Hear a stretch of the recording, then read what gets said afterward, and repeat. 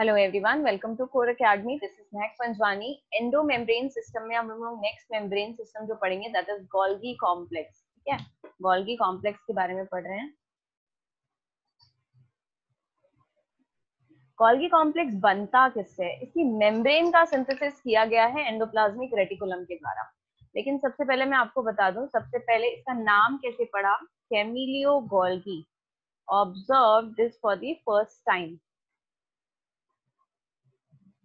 in 1898 near nucleus in cells of near nucleus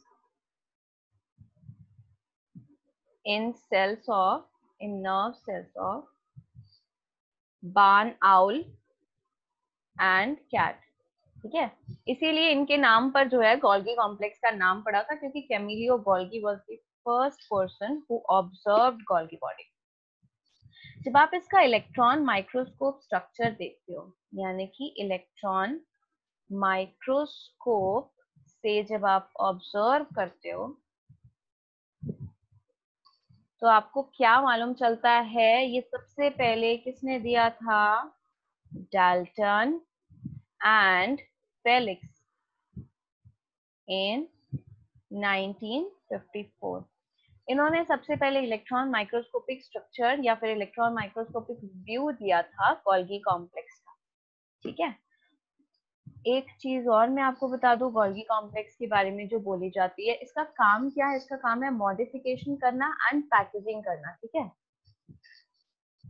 सीधा एक word में, modification and packaging, this is the function.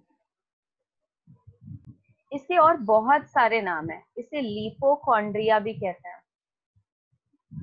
इसे इडियोसोम भी कहते हैं, इसे बेकर्स बॉडी भी कहते हैं, इसे डिक्टायोसोम भी कहते हैं। डिक्टायोसोम पर्टिकुलरली इसे प्लांट सेल में कहते हैं, क्योंकि प्लांट सेल में जब आप ऑब्जर्व करोगे तो आपको एक गोल्गी कॉम्प्लेक्स नहीं मिलता है। आपको कितने गोल्गी कॉम्प्लेक्स मिलते हैं? आपको about 6 to 12 Golgi bodies scattered मिलती हैं। 6 to 12 Golgi bodies are found in case of plant cell. ठीक है, और इसे डाल्टन्स कॉम्प्लेक्स भी कहते हैं। तो प्लांट सेल में इतनी है, तो फिर ये एनिमल सेल में कितनी है? 1 in every animal cell। हर एनिमल सेल में ये संख्या में इतनी मिलेगी, 1। और प्लांट सेल में ये स्कैटर्ड बॉडी की तरह मिलती है, मतलब बिखरी हुई होती है, तो बहुत सारी मिलती है, इसलिए इसे डिक्टायोसोम्स कहते हैं। हमने अदर नेम देख लिया, गोल्गी बॉडी की लोकेशन देख लिया, ये सारे यूकैरियोटिक सेल में मिलता है, but it is absent in mature mammalian RBC, जो आपका यूकैरियोटिक सेल है, मैच्योर मेमेलियन आरबीसी। उसके अलावा ये कुछ प्लांट में भी एब्सेंट मिलता है, जैसे कि male gametes of bryophytes and pteridophytes. तो उसके male gametes of bryophytes and pteridophytes में ये एब्सेंट रहता है, मैच्योर मेमेलियन आरबीसी में एब्सेंट रहता है। ये दो जगह है जहां पर आपको गोल्गी बॉडी नहीं मिलेगा। उसके अलावा it is also absent in cells of fungus and mature sieve tube cell. ये मिलेंगे हायर प्लांट्स में, बट सीव ट्यूब जरूर मिलेंगे, लेकिन उसमें गोल्गी कॉम्प्लेक्स या गोल्गी बॉडी आपको नहीं मिलेगा। ठीक है, अब देखिए, नंबर तो मैंने आपको बता दिया कि हर एनिमल सेल में ये होता है, लेकिन ये जब प्रेजेंट होते हैं तो ये सेल में कैसे मिलते हैं?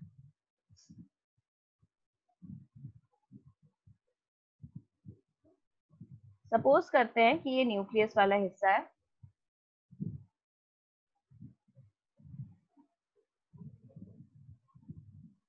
और इस न्यूक्लियस के साथ जुड़ा हुआ मिलेगा आपको एंडोप्लाज्मिक रेटिकुलम, कुछ इस तरीके से।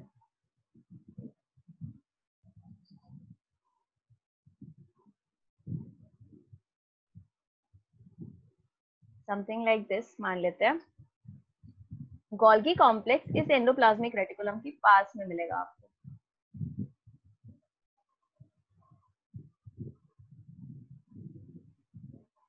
समथिंग लाइक दिस, ठीक है, एक सेकेंड दीजिएगा।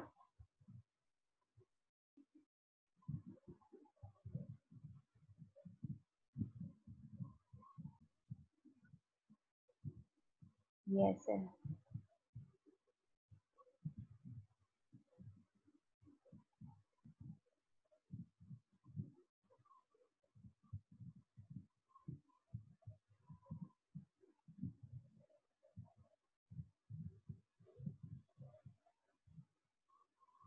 देखिए गोल्गी कॉम्प्लेक्स में हम एक चीज और यहाँ पे बना दें, एक मिनट। आपको स्ट्रक्चर में यहाँ पर भी सिस्टर्ने, ट्यूब्यूल्स और वेसिकल मिलेंगे। यहाँ पर ये जॉइन है ना, इस तरीके से stacks of cisternae, they are join together. Endoplasmic reticulum के ये इतना नजदीक क्यों होते हैं, ये भी सवाल आता है, लेकिन अभी लोकेशन बस मैं आपको फिर जूम आउट करके यहाँ पर डिटेल में दिखा दूंगी स्ट्रक्चर।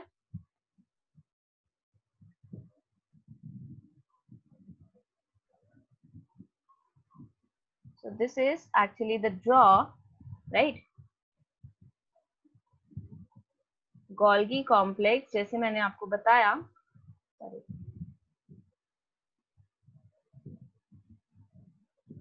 ये लोकलाइज्ड कॉम्प्लेक्स हो सकता है, एक जगह पे लोकेटेड है अकेला, तो ये कहाँ पर होगा, न्यूक्लियस के आजू बाजू होगा। So it is perinuclear in position, location में कैसे होगा ये, न्यूक्लियस के आजू बाजू।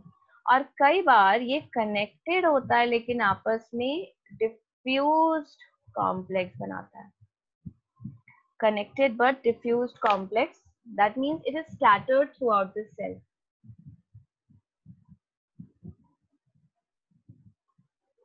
Throughout the cell.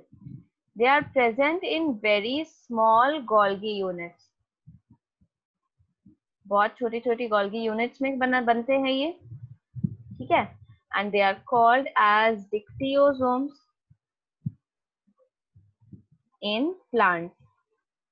लेकिन उसके अलावा और कहीं पर अगर आपको इस तरीके से स्कैटर्ड मिलेंगे तब उसका नाम क्या होगा।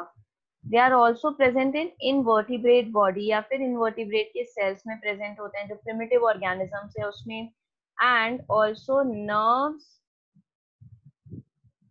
ऑफ वर्टिब्रेट सेल, ये नर्व में भी मिलता है। लोकलाइज्ड कॉम्प्लेक्स का मतलब होता है एक बड़ा सा कॉम्प्लेक्स हो, वन लार्ज गोल्गी कॉम्प्लेक्स, जो कि मिलता है most of the vertebrate cell में,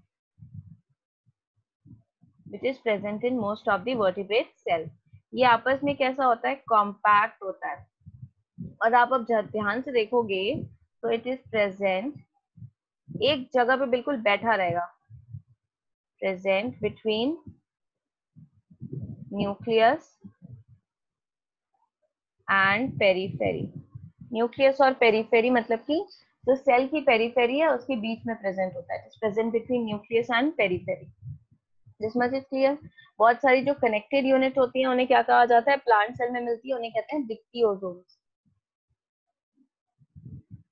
इसके आजू बाजू का जो हिस्सा होता है, काफी सारा area around the Golgi body, this region is known as zone of exclusion. What is zone of exclusion actually,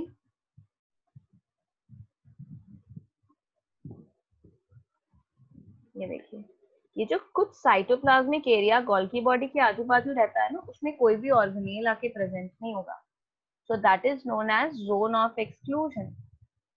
There is the cytoplasmic area around Golgi complex, have few or no other organelle.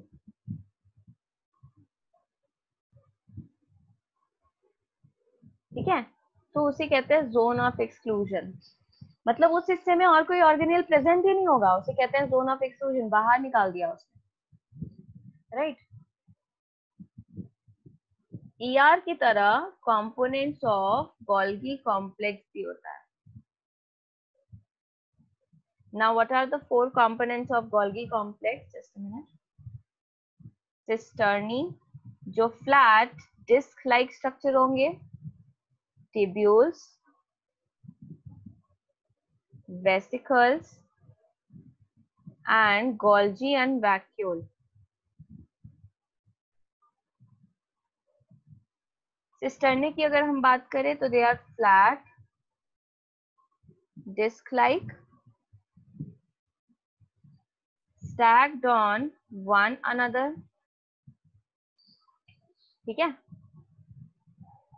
एक चीज मैं आपको note बता दूं, fungus के कुछ cell में यूनिसिस्टर्नी वाले गोल्गी कॉम्प्लेक्स मिलते हैं. यूनिसिस्टर्नल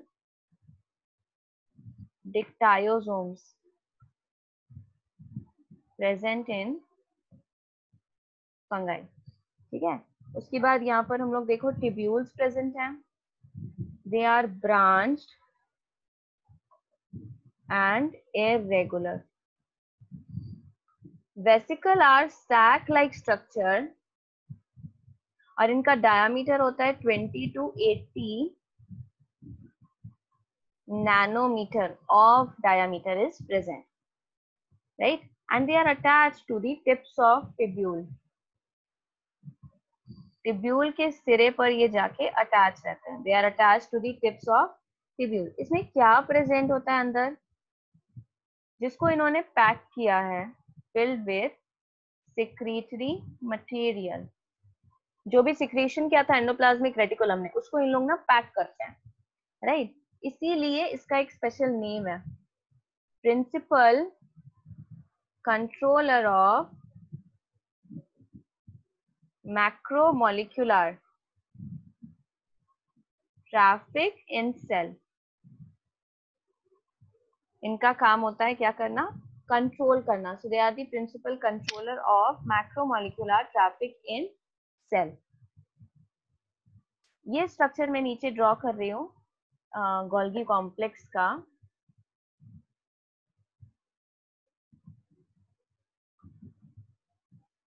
ठीक है. तो नीचे वाला तो हिस्सा जब आप ध्यान से यहाँ पे ऑब्जर्व करोगे, जस्ट अ मिनट,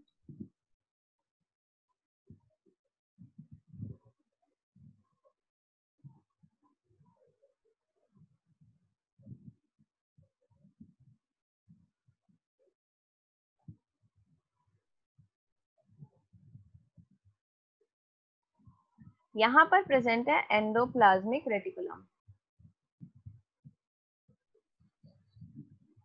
जिसका काम है सिंथेसिस ऑफ लिपिड या फिर सिंथेसिस ऑफ प्रोटीन करना.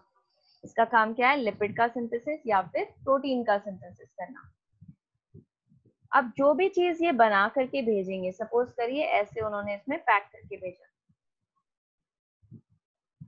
ये जिसमें भी उन्होंने पैक करके भेजा, ये वेसिकल यहाँ पर जाके फ्यूज हो जाएगा. Okay. So step 1 is vesicle filled with substances from ER fuses with membrane of Golgi complex. उसकी मेम्ब्रेन के साथ यहाँ पर इसका क्या होगा, फ्यूजन हो जाएगा. यहाँ पर अंदर सिक्रेटरी मटेरियल प्रेजेंट है, जिसको इन लोगों को मॉडिफाई करना है या फिर पैक करना है. जहां से ये घुसता है उस हिस्से को कहते हैं forming face of Golgi complex. ठीक है. Forming face of Golgi complex जी ऑपोजिट, और ये कॉन्वेक्स है इसीलिए इसे कॉन्वेक्स फेस भी कहते हैं और इसे सिस फेस भी कहते हैं. जो अपोजिट वाला हिस्सा होता है, यहाँ पे चीजें गई, एक मिनट, यहाँ पे चीजें गई और मॉडिफाई हुई, यहाँ पहुंची, फिर ऊपर पहुंची, फिर यहाँ पहुंच के यहाँ से ये अलग हो गई. ठीक है. जो भी चीज मॉडिफाई थी. So vesicle filled with substances from membrane of cis face of Golgi complex. Modification करना होगा तो मॉडिफाई कर देंगे, पैकेज करना होगा तो पैक कर देंगे। उसके बाद vesicle filled with material from endoplasmic reticulum bulges out of Golgi complex. जरूरी होता है इस चीज का क्या है, बाहर अराइज करना, और अब जिसका जहां पर काम होगा उसको उधर भेज दिया जाएगा। ठीक है, तो उसको उस तरफ भेज देंगे। जो ऑपोजिट साइड होता है उसे कहते हैं maturing face, concave face, trans face. So that is maturing phase, concave phase, trans. This is located towards plasma membrane and this is located towards endoplasmic reticulum. Forming phase किस तरफ located होता है, endoplasmic reticulum की तरफ। इसीलिए कई बार सवाल आता है why Golgi complex is in close association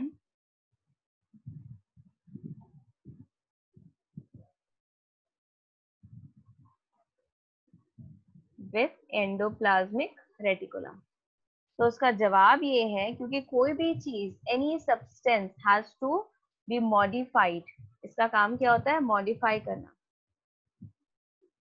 package and prepare the material for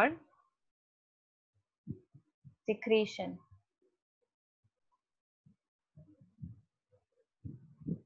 बस इसीलिए गोल्गी कॉम्प्लेक्स जो है वो एंडोप्लाज्मिक रेटिकुलम के साथ बहुत ही ज्यादा क्लोज एसोसिएशन में होता है, क्योंकि उसकी बनाई गई चीजों का पैकेजिंग करने का काम किसका है, गोल्गी कॉम्प्लेक्स का है। जब हम सिक्रीशन लिखते हैं एंड पैकेजिंग लिखते हैं तो ये दोनों ही यहाँ पर फंक्शन होते हैं गोल्गी कॉम्प्लेक्स की, सिक्रीशन एंड पैकेजिंग। किस तरीके से और किन चीजों का सिक्रीशन होता है, तो सिक्रीशन होता है पॉलीसैकेराइड्स का, सिक्रीशन होता है ईस्ट्रोजन का, हॉर्मोन्स है, सिक्रीशन होता है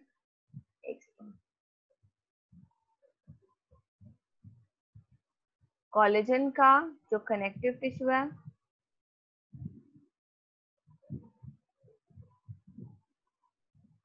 कनेक्टिव टिश्यू में प्रेजेंट होता है।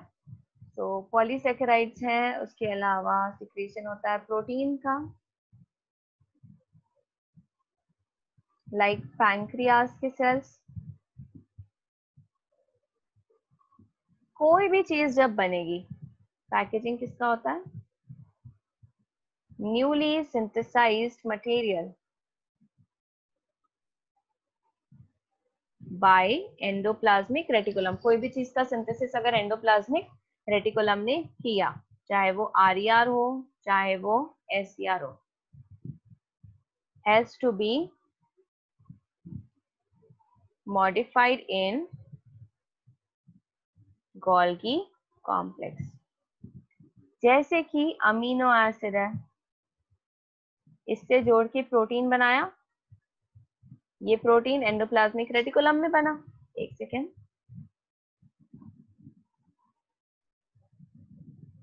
तो एंडोप्लाज्मिक रेटिकुलम में प्रोटीन तो बन गया, अब उसके आगे क्या, आगे का काम तो यहीं पर होने वाला है।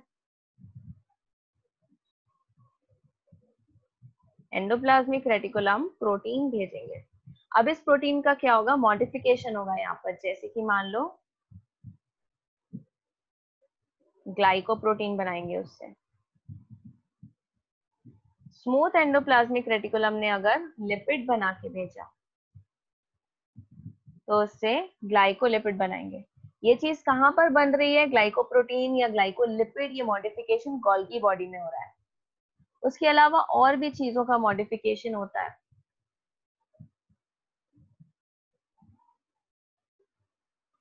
Amino acid can be modified, length of protein can be changed,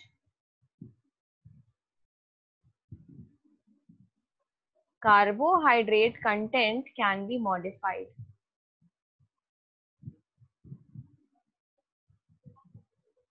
ये सारी चीजें किसका फंक्शन है? गोल्गी कॉम्प्लेक्स का फंक्शन है। जैसे मैंने आपको बोला प्रोटीन से ग्लाइकोप्रोटीन बनता है, लिपिड से ग्लाइकोलिपिड बनता है। इस प्रक्रिया को ग्लाइकोसाइलेशन कहते हैं।